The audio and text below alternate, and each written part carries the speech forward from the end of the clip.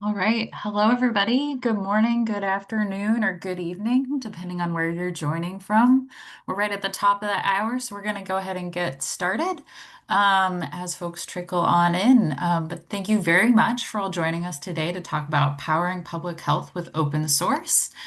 This will be the first in a three-part series that we're hosting this month on webinars focusing on using open source for public health applications. We'll be talking about what open source means, what it can do for you, how to know if it's the right decision for you to make, and then later on in the month, look at some more practical applications.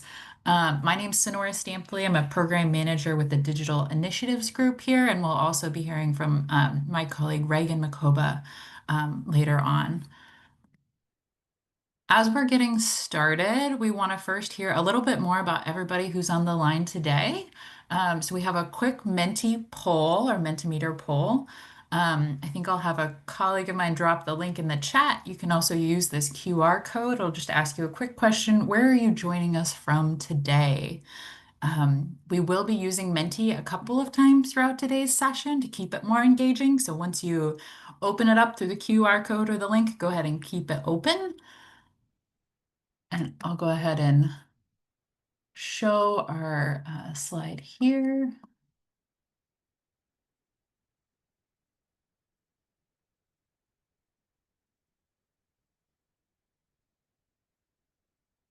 And we can turn the music back on for a minute as folks continue to join us and we do this quick little icebreaker.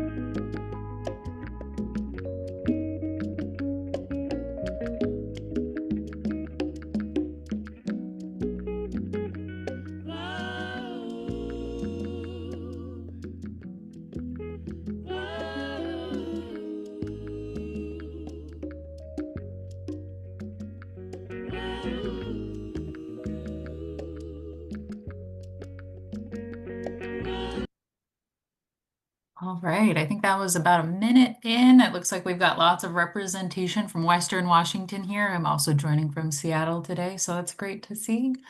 Um, We'll go ahead and before we dive in, I want to tell you a little bit more about who we are.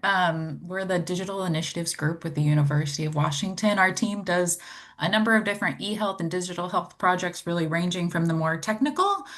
We have developers like Reagan and others who are diving into what it means to make systems interoperable. Many of those are based off open source platforms, which we'll talk a little bit more about today. We also have a number of different activities that do more of the supportive governance and capacity development around what it means to actually implement digital health projects and products. So there's a little bit more about us here. We'll also make sure to share a link to our website in the chat in case you're interested in learning about more. Um, we'll also reshare this again, but as I mentioned at the top of the call, this is the first in a three-part series we're hosting this month, really diving into open source, and we'd love to have you continue joining us for the remainder of the month. So with that, we want to talk about what we're going to cover today. We'll be covering what some of the myths of open source are, what you may have heard about it, what's true, what's not, what it actually is, what does that mean, what are some of the problems that open source can help you solve, what are the values and kind of product maintenance that go along with open source, because that can be different than with some proprietary softwares. Um, and kind of on a related note, what is a global good and how is that tied into this idea of open source? So we're going to switch back to our Menti and ask two quick questions right now. We'd love to hear about what technologies you use.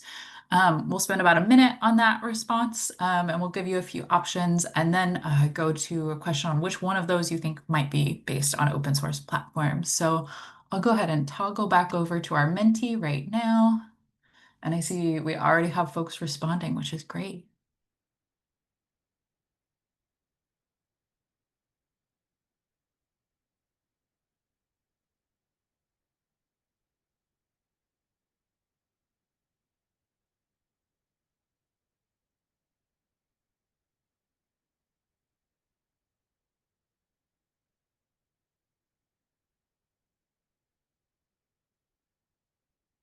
Some responses still coming in. A lot of folks using Android and Chrome. I think you can probably see in the browser today. I'm a Chrome user myself. Um, some folks experienced with WordPress as well.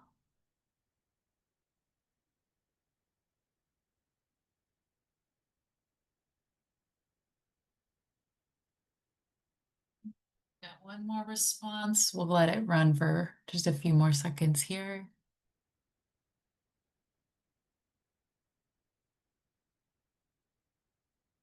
I think we've stabilized. We'll go ahead and go to the next slide.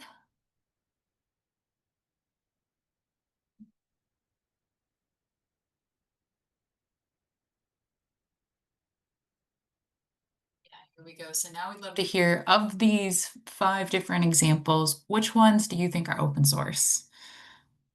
And you should be able to select more than one.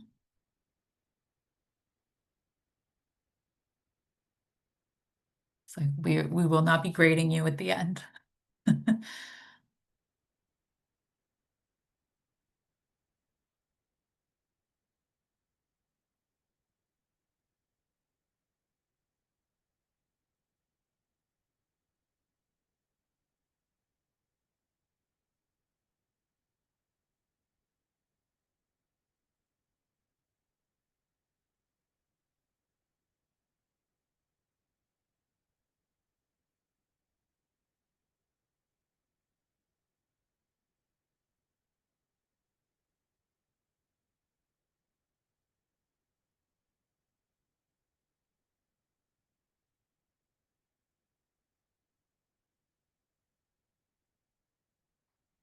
A little less than 10 seconds left. We're seeing pretty consistent responses across all options. A little bit more on Linux and a little less so on Chrome. These are actually all examples of open source technologies. So with that, I will go ahead and pass over to my colleague Reagan. Thanks everybody for participating in our Menti, and we still have a few more Menti questions. So again, please keep it open if you do. So over to you, Reagan. All right. Thank you so much, Sonora, for that introduction and the polls that we've just had. I welcome you everyone to this webinar once again. So we are demystifying open source. So I think one of the most important things to do if we're to demystify it is to first start by looking at some of the myths about open source. If time allowed, would have still used Menti to share with us what you've heard about open source and some of the myths.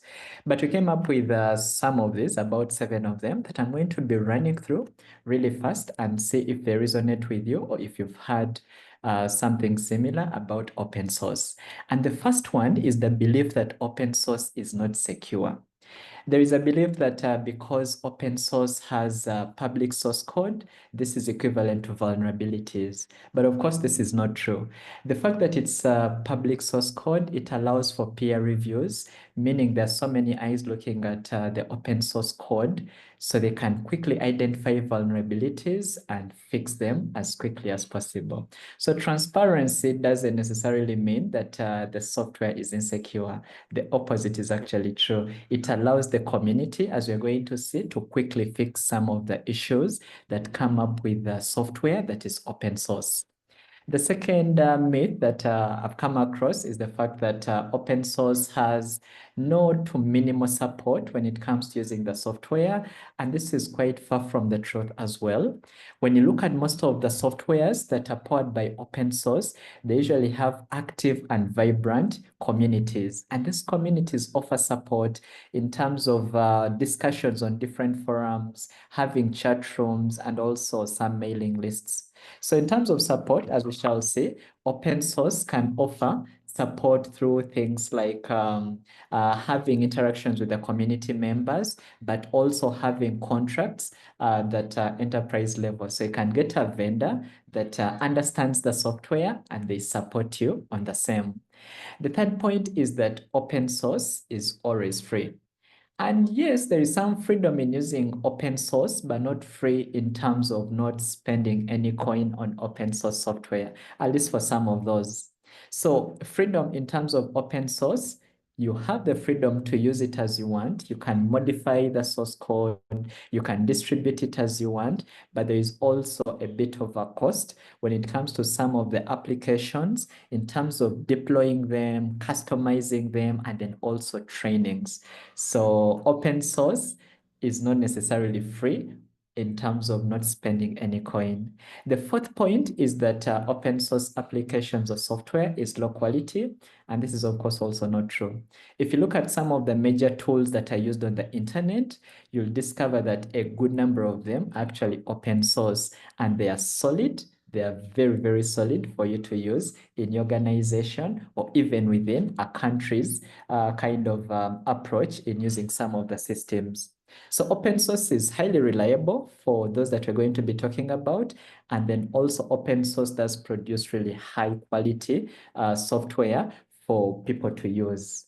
The next point is some people believe that open source tends to build only tools that are beneficial for developers, and this is also a myth. So there are tools that can also be used by non-techie people. For example, WordPress. Someone who does not know how to code can still go into WordPress and be able to build a website in a matter of minutes to hours. So it's not only developers that are going to use open source products tools. So everyone is welcome to using open source. So that is also a myth. Next is the fact that you can't make money with open source. So if your organization, your company decides to invest in open source, there is the myth that you can't make any money around that. And one of the companies I would cite is Red Hat. If you look at Red Hat, it produces some open source operating systems. And if you look at it, it's fairly, I would say it's a successful company. So you can actually make money with open source. So it's a myth to think that you can't make money with open source. Of course, there are different ways in which you can make money. For example, you could offer support to other people that are using the product. You could act as a vendor. You could also do hosting. for the system or the application that's being deployed. You can also be taken up as a consultant at an individual basis, at a company basis. You can actually do consultation and get paid for it.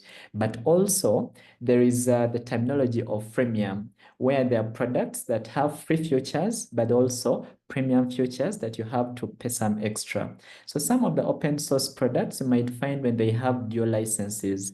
So one license is for the open source component of it, and then the other could be for the premium features, which you have to spend extra. Meaning, as a company in open source, you can actually make money around that. So it's not necessarily charity in the true sense of the word. There is also a financial aspect to it. And then finally, they believe that it's risky because of intellectual property laws that you might be, say, litigated for using it. And as we are going to see also shortly, with proper licensing, if you have the proper license, you can actually use the software without any of these worries of litigation or using intellectual property without the right license.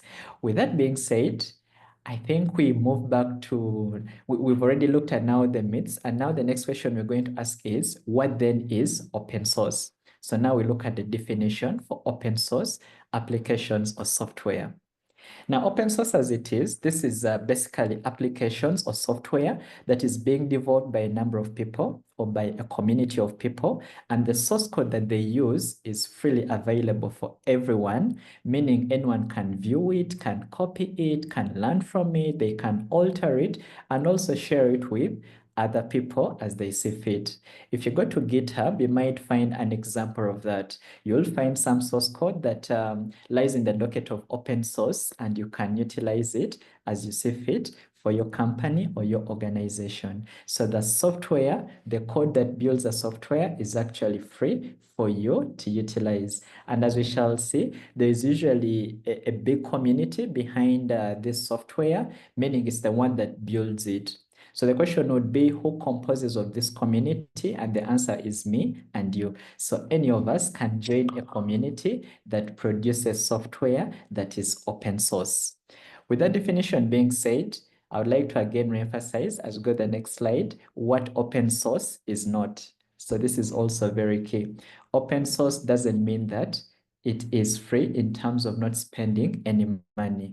There are things that you need to still spend on. So it's free in terms of altering it, using it for your own benefit, and also sharing it. But in terms of price, there are still some things you need to spend some money on. So open source is built with the philosophy of it being flexible to fit so many geographical areas, fitting so many circumstances.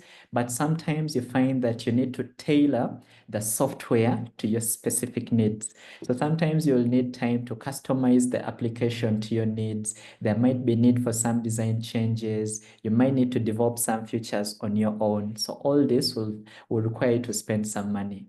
The second point is deployment, and also with the open source, sometimes it's not automatic that the application will be deployed for you. While there are some that offer that service, you might find yourself needing to have someone that will set up, say, a server, look at the security concerns of your infrastructure to deploy the application, looking at things like integrating your system with the open source system itself. And still, you might need some bit of planning, you might need some skill to be able to implement this. And then finally, maintenance.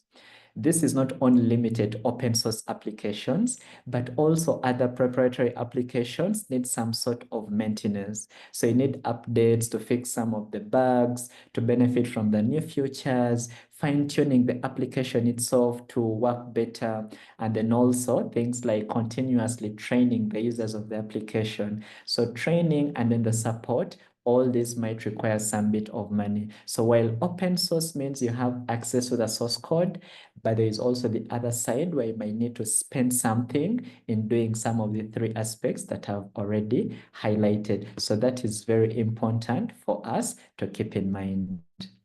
With that being said, I think we shall head back to Menti to answer another question. What does open source mean to you? So just take a moment and share with us what open source means to you.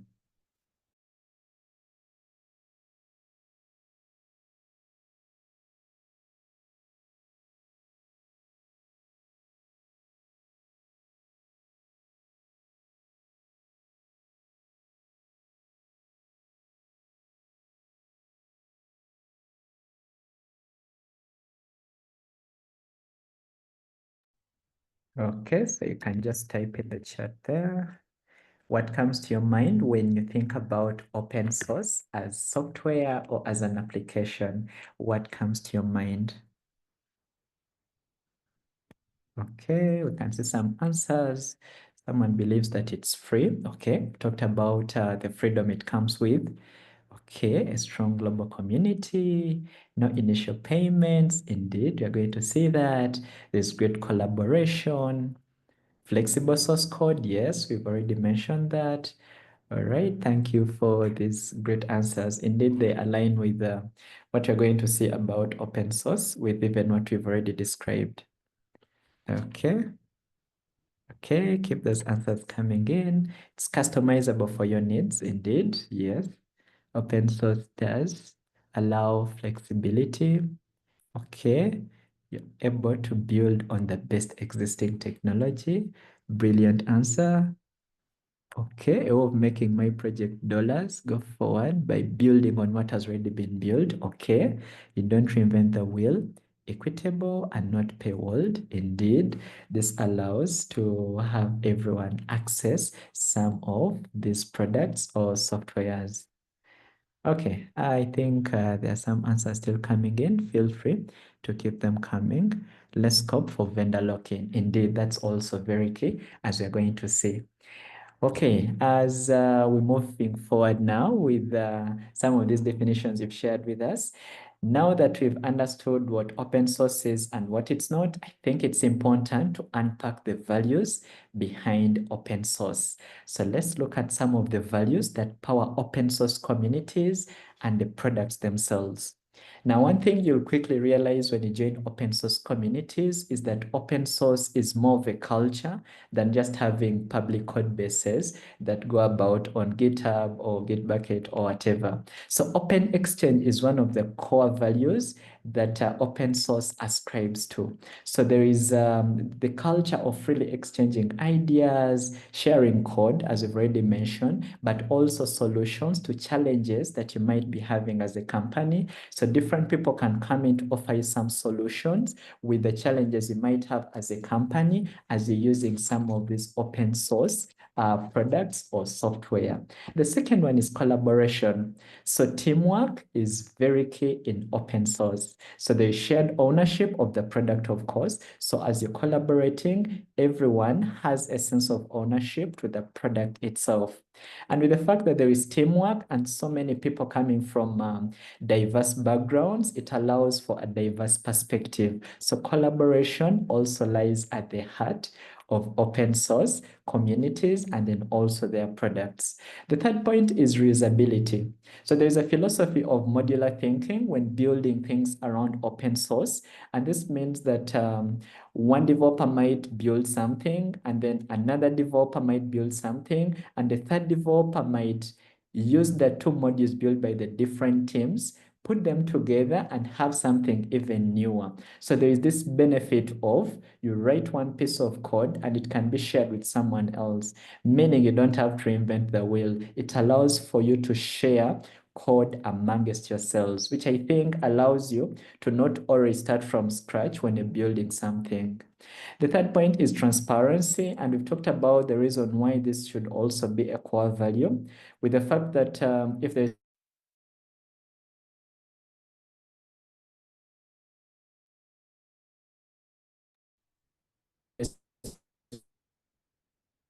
Well, Reagan, I think we're losing you a little bit. You're breaking when you started talking about transparency.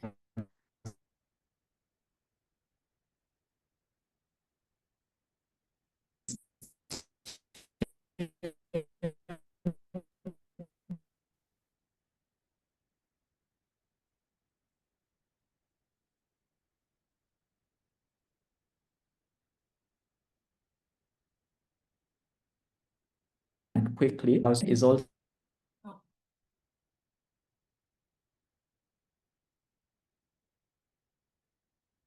Oh, okay. Sorry about that. I was mentioning about sharing early and often, and I was saying that it allows you to be able to quickly share the product as you're working on it and get feedback as soon as possible. So you don't have to wait for the product to be perfect before people can use it. So you quickly also get feedback with open source because of the great community you have, and also sharing early whatever you have. Another point is, of course, the community is, or the product is user driven. So it's user centric as opposed to being centric to the company or to an organization. So you have users that are going to play a key role. Given the fact that they are the end users of the product, having them in the community is also good and allowing them to share with you their ideas. And then finally, community-oriented development. This is also quite key because, as we've already mentioned, you have so many people in the community, so many organizations and different vendors. You're also comfortable that you'll not have a vendor lock-in. So you have so many vendors that are offering you these services. So with this big community, you can be sure of longevity while using the product that is open source. So these values that you're talking about are not just noble ideas, but they really play a key role in solving real life problems. So let's look at some of the problems that we are attempting to solve with using open source and with the values that you've already mentioned. The first one, as someone already highlighted in our previous Menti in the poll, that high software costs can be mitigated by this.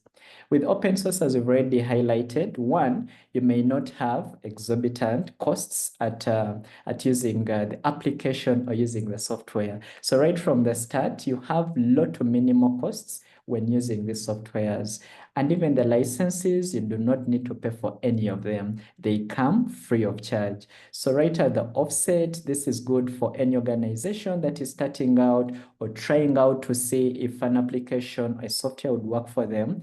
It's really a good place to start because you don't have to pay certain costs upfront. So researchers and also students would highly also benefit from this because you don't need to spend a lot of money right from the outset.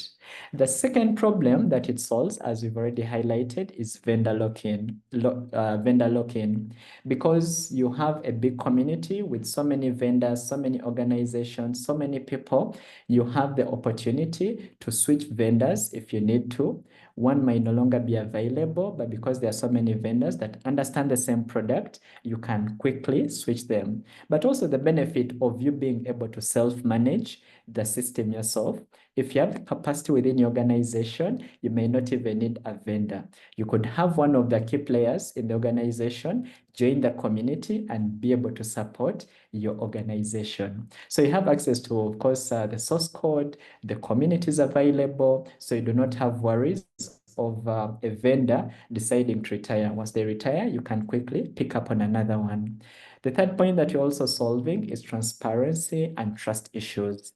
Now, with products that are built as a black box, most people are usually skeptical about what the application might do with the data that it's collecting. Could the application be eavesdropping on you? Could it be sharing some private information you don't want to be shared out?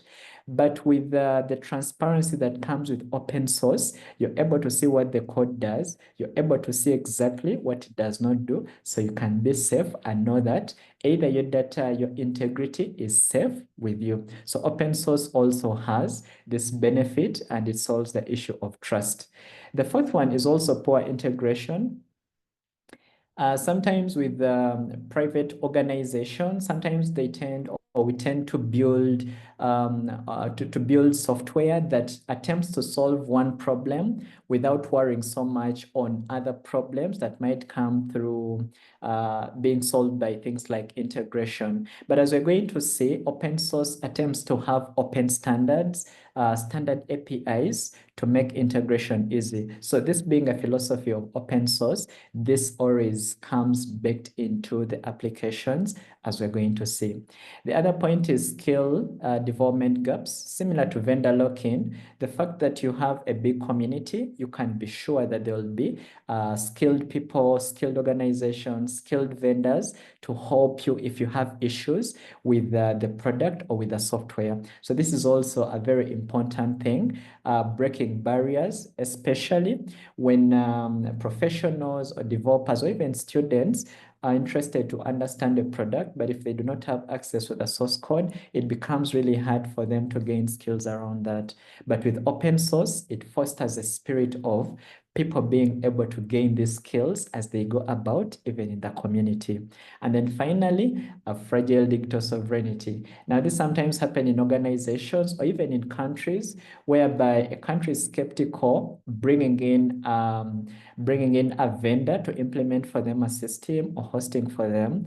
But with open source, usually the country, the organization has full control or can take full control of the product, change it to their needs, and also deploy it as they see fit. So it can allow them to fully host the system and control it, especially for systems and applications that are critical, like health, like finance. These are some of the systems that an organization would really want to have control over. So with open source, or choosing a product that is open source, you can quickly have the capacity to do this on your own without any fear.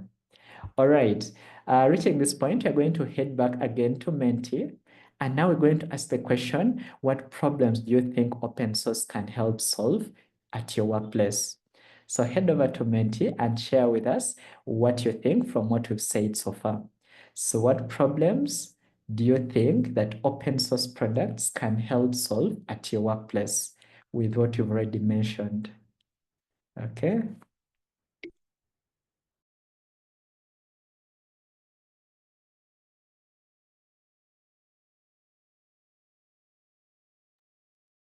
They should be able to select some of these that you think that open source can help you solve. Okay, okay. Can see they're fairly distributed. If you have another point, please feel free to share with us in the Zoom chat. Okay, all right. Okay. There could be interoperability, vendor lock-in, and costs attached to them, customization, promoting transparency, as we mentioned, or expanding access to the digital solutions. Okay. I think reducing software costs is standing out prominently together with transparency and collaboration. And I think I would also agree with that. Okay, also customizing tools for local needs, indeed. Open source has this flexibility for you to be able to fine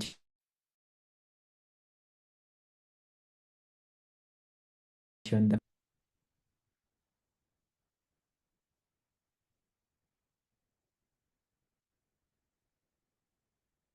Okay, okay, I think our time is now fast spent.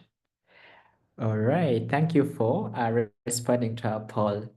And now that we've talked about open source, one of the things I've been emphasizing is having an active and a robust community behind the product. So as you go out from this discussion that we've had and you want to choose an open source product, this is one of the things I think you should always think about so critically. Is there an active community behind this open source product? And if the answer is yes, then that might be a good open source product for you to engage with. And the reason is, with an active community, usually there will be things like clear roadmaps and clear releases and when they're being made. And with a clear roadmap, you can know where the product is going. And if you have any needs, you can also share with them and they integrate them within the work plan that they might have. So that also allows your company or organization to benefit from that. Secondly, with a robust community, you can be sure of the dev processes being fast. So the iteration is also usually very fast, but also there are many eyes to look at the product as it's being built. So concerns about security are going to be mitigated because there is active monitoring of the product as it's being built. So security wouldn't be much of a concern, seeing that there are even people that specialize in security that usually join some of these organizations. And we've talked about independence from a single vendor. With so many players available, you do not have to worry that once the vendor is no longer available, I can no longer use this product. So that is also very key.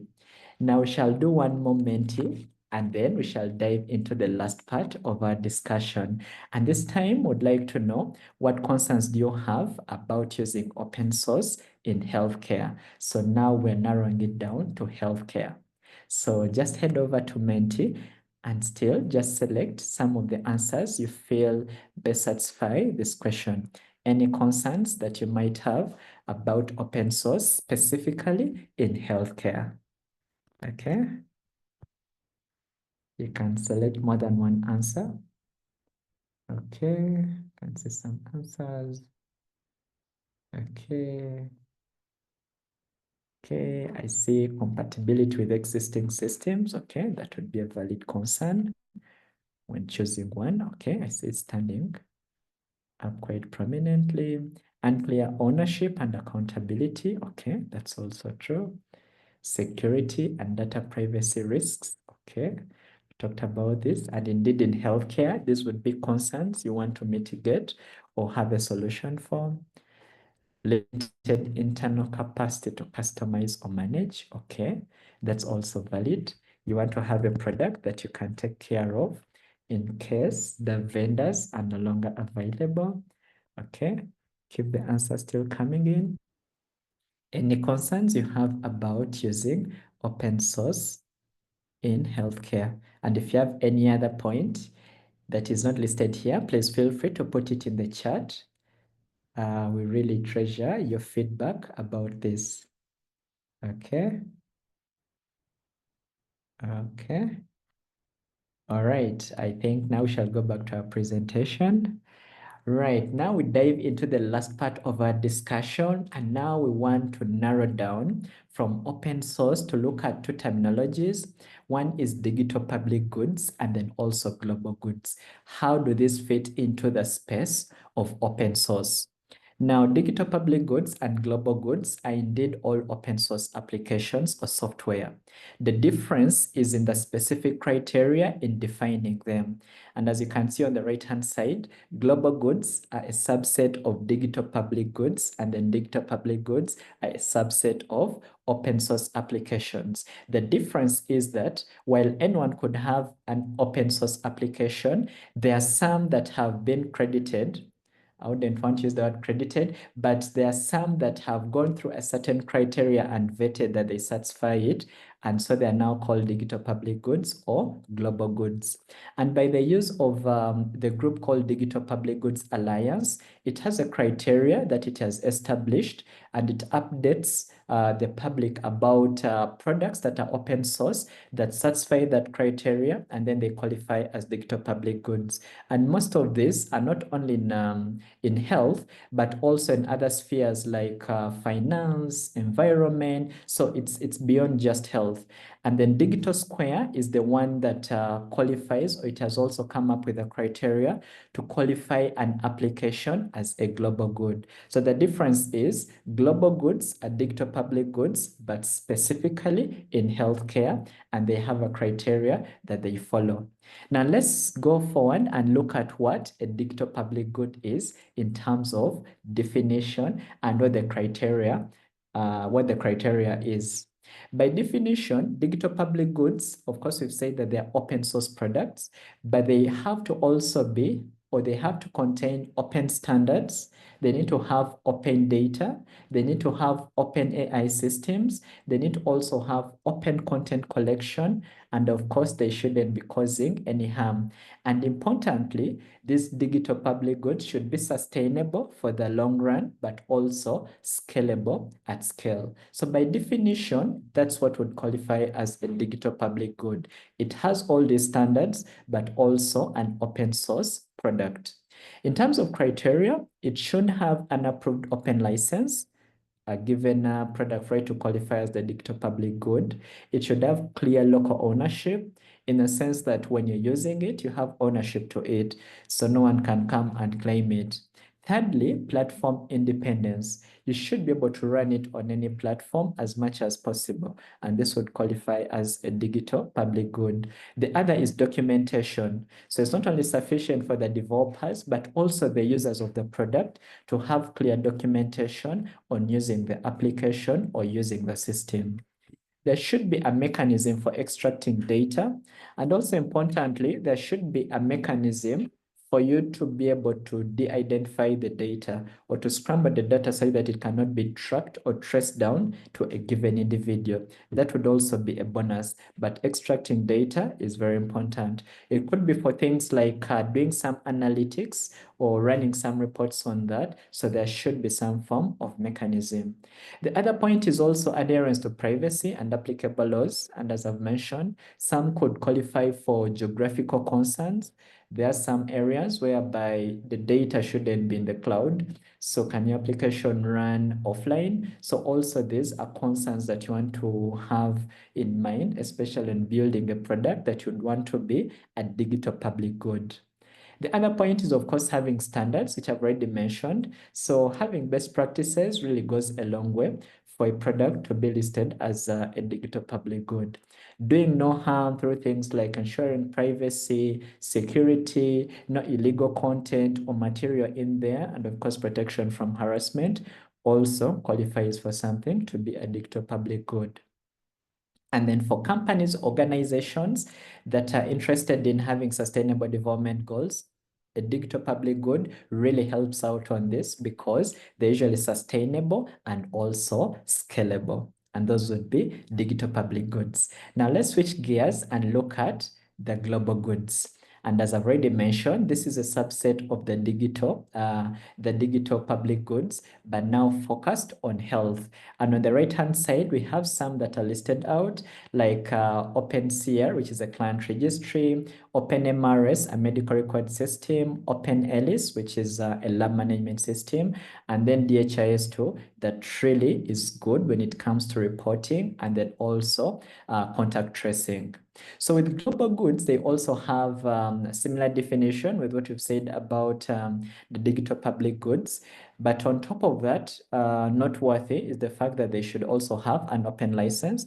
And I've highlighted some of the authorities with some of these licenses that you'd expect. So of course, it's key and crucial that you understand the license that the product is coming with to avoid any pitfalls when using it.